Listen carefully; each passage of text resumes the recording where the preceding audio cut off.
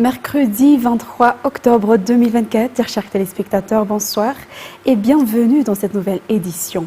À la vue de l'actualité de ce jour, le nouvel ambassadeur de l'Afrique du Sud à Madagascar, Casamoula Laurent Chaban, est venu présenter ses lettres de créance auprès du président de la République Andry Rajoelina ce matin. L'Afrique du Sud est prête à renforcer sa coopération avec Madagascar du fait que les deux pays sont membres de la SADC, d'après ce nouvel ambassadeur. Reportage signé Judigal Rajanirin et Andrew Razajabi. Madagascar et l'Afrique du Sud sont deux pays géographiquement proches, séparés par le canal de Mozambique. Tous deux sont également membres de la SADC.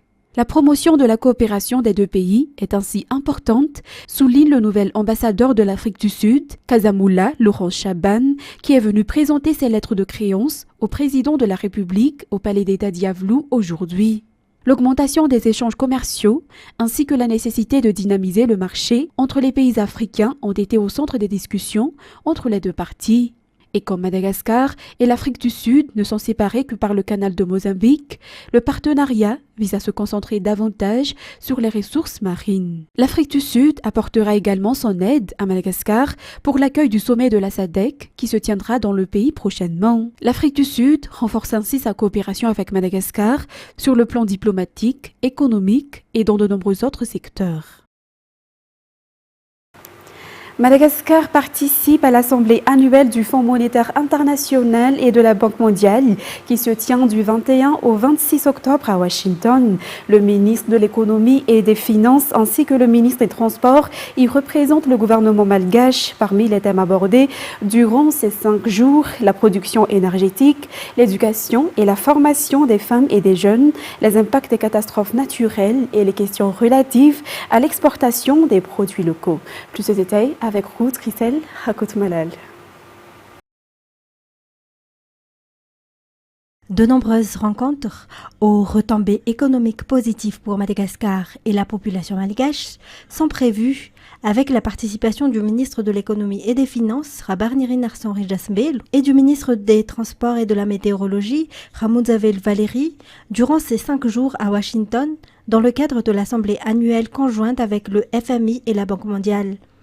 Plusieurs institutions ont déjà rencontré la délégation malagasy lors des 2 premiers jours, notamment la CET, African Center for Economic Transformation, la Banque Afrexim, la Banque mondiale et la IFC, International Finance Corporation. Les discussions ont mis l'accent sur la promotion de l'agriculture, en particulier l'amélioration de la production rizicole à travers le partage d'expertise sur diverses techniques agricoles et les variétés de semences hybrides. Il a également été question de l'amélioration des infrastructures résilientes face aux aléas climatiques, car Madagascar est particulièrement vulnérable aux catastrophes naturelles. Par ailleurs, le développement des énergies renouvelables, soutenu par le gouvernement en partenariat avec ses collaborateurs, ainsi que sur le renforcement des efforts pour scolariser les enfants et les jeunes, en particulier les filles, des formations destinées aux femmes en situation précaire, ont également été abordés. De leur côté, les partenaires ont réaffirmé leur confiance et leur volonté de soutenir Madagascar en investissant dans le pays. L'Assemblée annuelle sera clôturée le 26 octobre à Washington.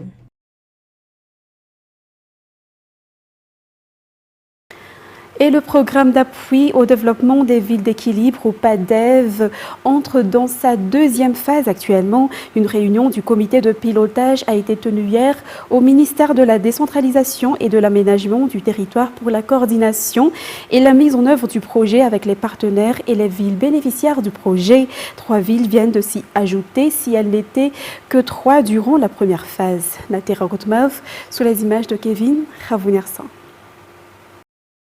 Antsran, Fenaransu et Touliar ont bénéficié du projet PADEV ou programme d'appui au développement des villes d'équilibre durant sa première phase. Pour cette 2e phase, Antirabé, Mahading et Touamassen viennent s'y ajouter. Le programme PADEV, 2e phase, vise à la réhabilitation et la construction de nouvelles infrastructures, mais aussi au renforcement des capacités des responsables au niveau des collectivités territoriales décentralisées à partir des maires, selon la secrétaire générale du ministère de la décentralisation et de l'aménagement du territoire. Le coût de la mise en œuvre de la 2e phase du programme PADEV, qui se fera en 2025, s'élève à 56 millions d'euros, dont 42 millions d'euros sous forme de prêts via l'AFD et 7 millions d'euros sous forme de dons. Le financement des personnes impliquées dans ce projet s'élève à 7 millions d'euros et pris en charge par le gouvernement malgache. Hier 22 octobre 2024 a eu lieu la présentation de la deuxième phase du projet PADEV qui a été effectuée par le ministère de la Décentralisation et de l'Aménagement du Territoire à travers une réunion des comités de pilotage du programme avec les partenaires et les maires des civils bénéficiaires du programme. Et plus aucun délestage dans le district Mourafenbe et d'Iyous, d'après les informations reçues auprès de la Jirama aujourd'hui. Ces deux districts qui viennent d'être dotés de groupes électrogènes afin d'augmenter la production d'électricité fournie à la population. Le district Mourafenbe, les régions de Meilak, d'Iyous et d'Yourumbe qui font également partie des villes ayant subi le délestage tournant auparavant. Plus de détails avec Anya Martina. De nombreuses régions dans tout Madagascar ont dû faire face au délestage tournant ces derniers temps. La diminution des apports en eau du barrage d'Indékalek est à l'origine de ce problème qui se répercute sur la distribution du courant électrique comme celle d'Antananarivo selon les informations, outre les pannes de générateurs. Le district de Mourafenbe, les régions Meilak, Yous et Yourumbe ont été parmi celles touchées par ce délestage tournant. Ce problème pour ces deux districts est complètement résolu actuellement. Pour Mourafenbe en particulier, ce district a reçu un groupe qui produit 177 kW alors que les besoins en électricité de la population locale aux heures de pointe sont de 110 kW. Yous dispose également désormais de 3 groupes pouvant produire 1220 kW alors que les besoins de la population sont de 922 kW. Par ailleurs, de nombreuses villes sont encore dans l'obligation de subir ce délestage tournant d'après toujours la Jirama.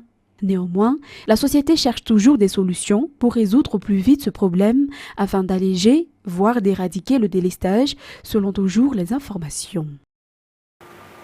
Page faits divers pour continuer. 24 personnes impliquées dans la fabrication et la commercialisation de carburant frélaté ont été arrêtées par la gendarmerie à Touamas. 4 voitures, 5 motos et 4 citernes ont également été saisies, ainsi que 8 pompes. Reportage de Mervoulat-Sferen sur les images de Praz d'Enilson. 7 950 litres de gasoil et 11 410 litres d'essence mélangés avec d'autres substances ont été saisis à Touamas.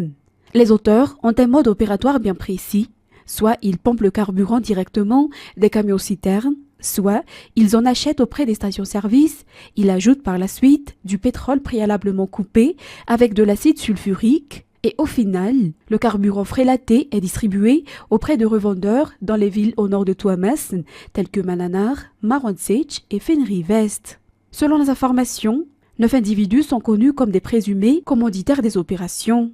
4 voitures, 5 motos et 4 citernes ont également été saisies, ainsi que 8 pompes.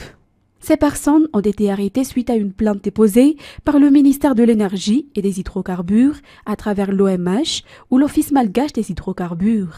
L'OMH appelle donc tout à chacun à ne pas acheter de carburant s'il ne provient pas d'un revendeur agréé. Les enquêtes concernant cette affaire suivent toujours leur cours et les suspects ont été déférés devant le parquet du tribunal de première instance d'Antananarivo ce mardi. Et plus de 70% de la population d'Amboichi-Manzac vit de l'agriculture actuellement. Cependant, les canaux irriguant les rizières sont bouchés, ce qui engendre d'énormes problèmes, notamment sur le moyen de subsistance des agriculteurs. Ainsi, afin de résoudre ce problème, le candidat au maire issu de la plateforme IRMAR, Angia Citoyena Olivier, a procédé au nettoyage des canaux. Fin de Mireille. L'agriculture est le principal moyen de subsistance de la population d'Amboichi-Manzac. Pourtant, les agriculteurs se plaignent du fait que les canaux sont bouchés. Une solution a été immédiatement apportée par le candidat au maire dans cette municipalité, le candidat numéro 2 issu de la plateforme IRMAR, Angia Citoyena Olivier. Un canal de 3 km partant d'Amboudvoins, un Batulamp Atsim jusqu'à Namourne a fait l'objet de ce curage. De nombreux hectares de rizières dans la partie sud de la commune d'Amboichi-Manzac ont été bien irrigués suite au curage du canal. Ces travaux ont vu la participation de la population issue des 25 Fukuntani composant cette commune. Ce curage n'est que le début pour ce candidat, car de nombreux travaux de développement restent à réaliser en collaboration avec le gouvernement selon ses dires. En ce qui concerne maintenant les actualités internationales, destination Israël, l'armée israélienne a confirmé mardi soir avoir éliminé Hachem Safieddine, successeur pressenti de Hassan Nasrallah à la tête du Hezbollah dans une frappe sur Beyrouth début octobre. Un nouveau coup pour le mouvement pro-iranien libanais. France 24. Il était le candidat le plus sérieux pour remplacer Hassan Nasrallah à la tête du Hezbollah. La mort de Hachem Safieddine a été confirmée par l'armée israélienne. Hachem Safieddine, chef du conseil exécutif du Hezbollah, a été éliminé lors d'une frappe sur le principal quartier général du renseignement du Hezbollah à Daïeh, il y a environ 3 semaines. Son sort était incertain après un raid israélien le 4 octobre près de Beyrouth. Connu pour ses liens étroits avec l'Iran, Hachem Safieddine était le cousin de l'ancien dirigeant du Hezbollah. Si Hassan Nasrallah apparaissait rarement en public, lui avec son turban noir et sa barbe grise était le visage du parti dans les événements politiques et religieux. Sa popularité était grande auprès de la base du parti et comme son cousin, il était connu pour ses discours enflammés. Son importance au sein du mouvement lui a valu d'être désigné comme terroriste par Washington et par l'Arabie Saoudite.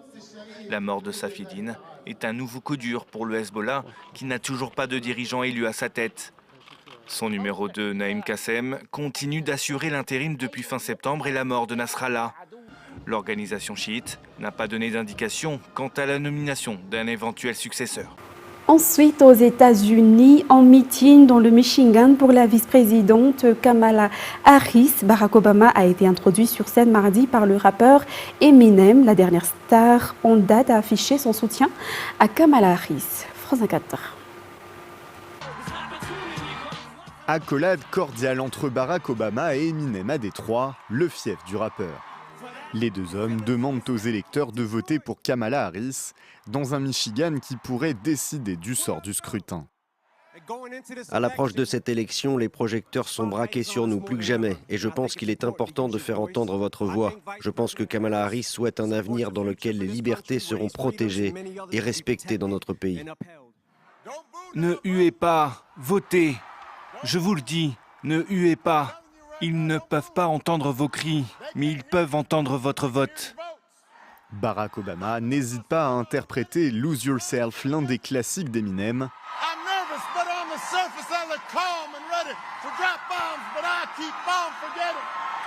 Des talents de showman que l'ancien président met au service de la campagne de Kamala Harris, au coude à coude avec Donald Trump dans les sondages.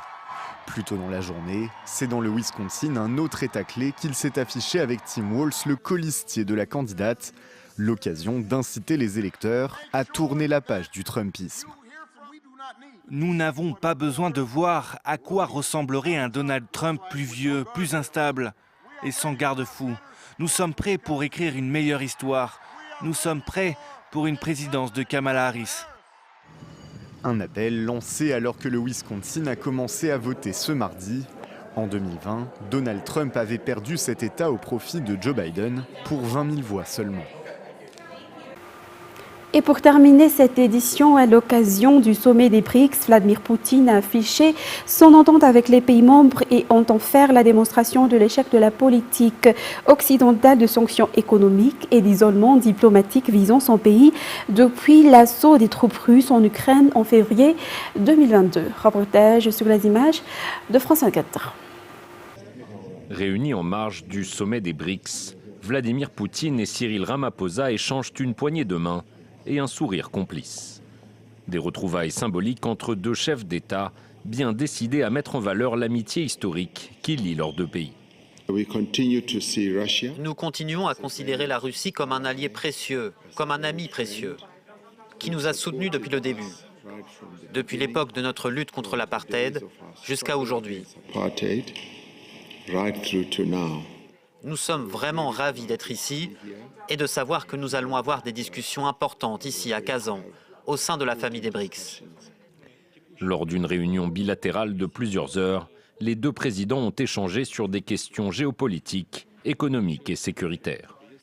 Mais cette rencontre visait surtout à mettre en scène l'importance des relations russo-sud-africaines. Car Moscou, bête noire de l'Occident depuis son invasion de l'Ukraine, peut encore compter sur le soutien de Pretoria, qui refuse de choisir un camp. Une neutralité maintes fois saluée par Vladimir Poutine, qui a réitéré mardi son ambition de former un nouveau système géopolitique mondial, loin des influences européennes et américaines. La Russie et l'Afrique du Sud coordonnent leurs efforts afin de créer un ordre mondial multipolaire juste.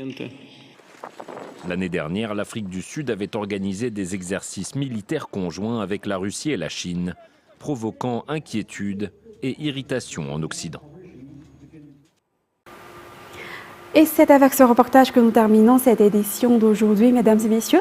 Nous vous remercions de votre fidélité et tout de suite après, vous allez suivre la série intitulée Shedback. Quant à moi, je vous donne rendez-vous demain pour de nouvelles actualités. Excellente soirée en notre compagnie. Au revoir à tous.